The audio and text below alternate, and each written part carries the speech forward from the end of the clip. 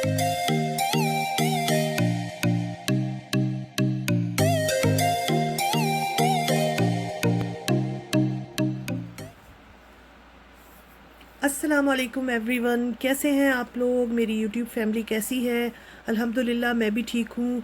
और आज जैसे कि आप लोगों को मालूम हो ही गया होगा कि मैं किस पर बात कर रही हूँ। जी हाँ, आजकल जो जर्मनी में हीट वेव आई हुई है उसके बारे में मैंने सोचा आप लोगों को थोड़ा सा बताती हूँ। ये जो आप क्लिप देख रहे हैं मेरे नीचे के गार्डन का, ये तकरीबन 2-3 हफ्ते पुराना है।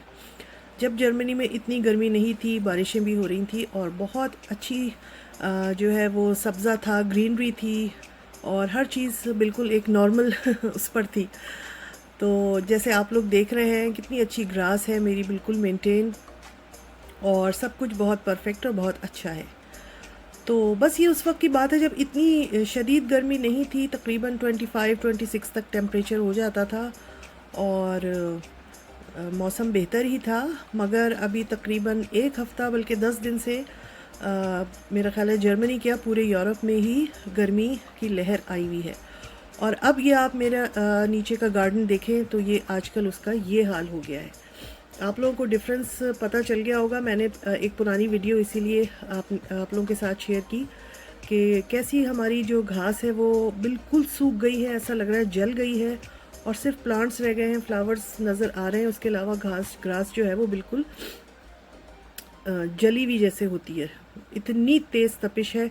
और आजकल जो हमारी तरफ टेम्परेचर जा रहा है वो तकरीबन, मेरी तरफ तो फिर भी इतना नहीं है, 34-35 डिग्री, मगर बड़े शहरों में जैसे फ्रैंकफर्ट, गीज़न, वीसबादन और जो भी बड़े शहर हैं यहाँ पर 37-38, बाज़ दफ़ा तो 40 तक छू जाता है।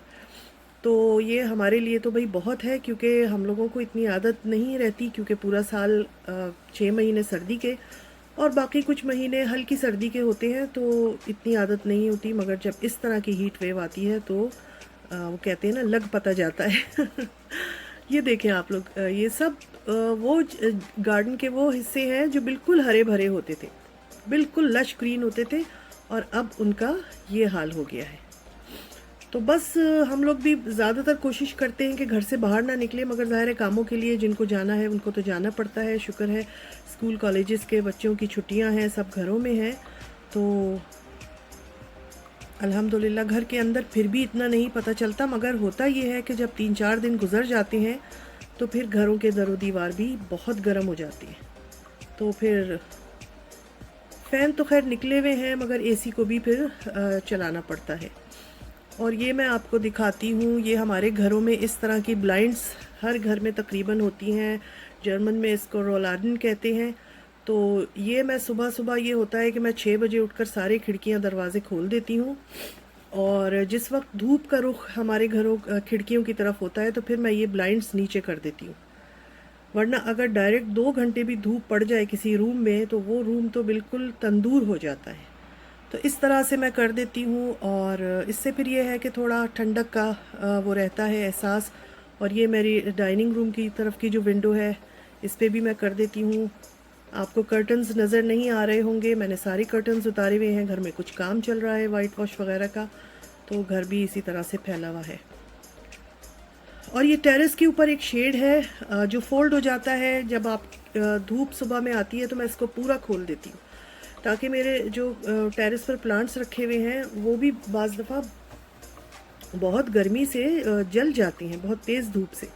तो मैं इसको पूरा खोल देती हूँ। ये भी बहुत अच्छा रहता है, बचा देता है कि सनलाइट जो है वो डायरेक्टली हमारे टेरेस पे, हमारी विंडोज़ पर नहीं आती है, तो इससे भी काफ़ी बचत हो जाती है गर्मी की।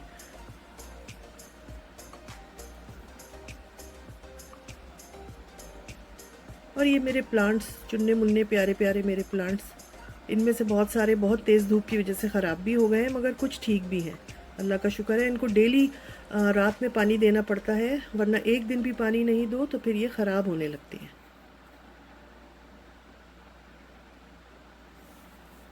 और ये मैंने अपने बेडरूम में एसी भी लगा लिया है। यहाँ पर एसी इस तरह के होते हैं क्योंकि गर्मी तो ज़्यादा होती ही नहीं है, तो वो जैसे पाकिस्तान में स्प्लिट वगैरह लग जाते हैं तो वो इस तरह के तो यहाँ बहुत ही कम होते हैं, वो भी होते हैं मगर ज़्यादातर लोगों ने ये लेके रखे हुए होते हैं कि भाई जब ज़रूरत पड़ी तो उनको इस तरह से फ़िक्स कर लिया, और जब जैसी गर्मी ख़त्म हुई, एसी का टाइम ख़त्म हुआ, तो फिर उसको अपना बेसमेंट वगैरह में अपने जो स्टोर्स वगैरह हैं उनमें रख दिया। तो मैंने भी इसको निकाला हुआ है, और बहुत ज़्यादा जब गर्मी दिन में हो जाती है या रात में सोने के लिए तो फिर मैं इसको ऑन करती हूँ। ये इस तरह से यहाँ पे फिक्स हो जाता है, और इस पाइप के ज़रिए इसकी गर्म हवा जो है वो बाहर ये फेंक देता है अपनी विंडो से। तो ये यहाँ पर एसी का इस तरह से इंतज़ाम होता है।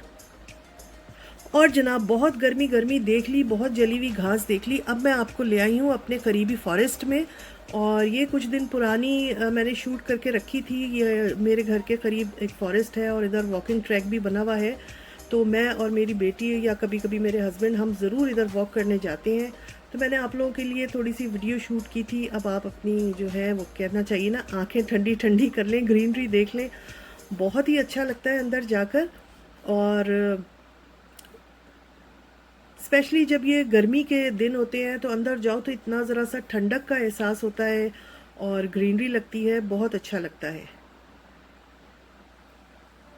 तो बस मैं भी इधर ही आ गई थी, हम लोगों ने इधर वॉक की, काफ़ी दूर तक अंदर तक गए और फिर हम वापस आ गए।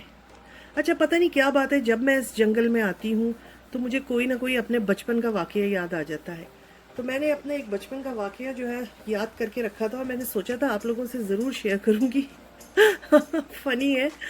तो ये उस वक्त की बात है जब मैं बहुत छोटी थी, शायद 6 साल की, और हम लोग हरीपुर हज़ारा में रहा करते थे। एक कॉलोनी थी उसमें, और मैं और मेरे से 1 डेढ़ साल बड़े भाई जो है, हम दोनों नेबर में वो सिपारा पढ़ने के लिए जाते थे, कुरान पाक। और छोटे छोटे थे तो अभी हम कायदा ही पढ़ते थे।